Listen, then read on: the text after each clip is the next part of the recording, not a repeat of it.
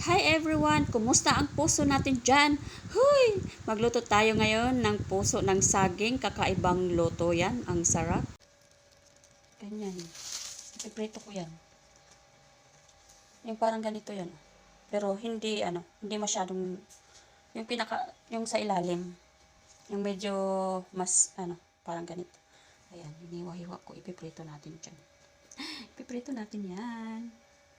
Tapos, ayan, yung natin, yung ganyan, na-slice ko na rin. Ayan.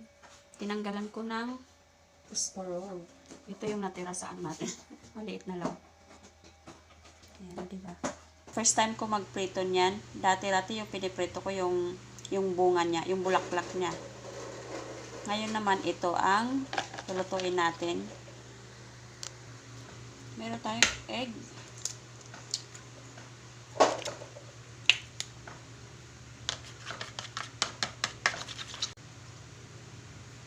Paminta.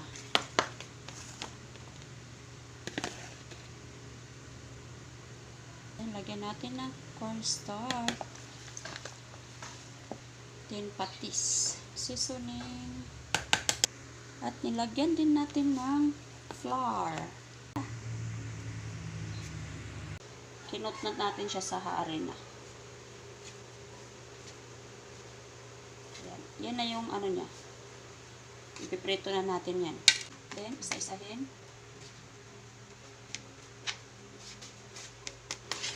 Diba? Yan, nilutuin na natin isa-isa.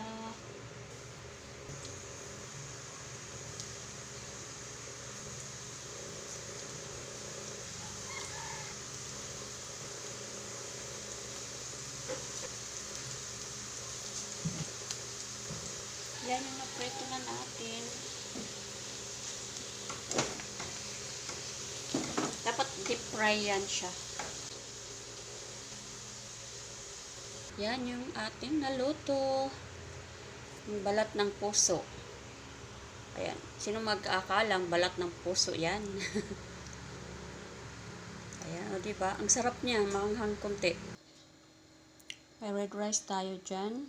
With garlic. Fries ng puso ng saging. May lettuce. May pipino. At meron tayong sardinas with egg. Ayan. At may sausawan tayo with sili. Ayan yung puso ng saging natin. Balat ng puso ng saging yan. Ayan. Tapos meron tayong kape-kape. Thank you for watching everyone. God bless us all. Bye. Kain po.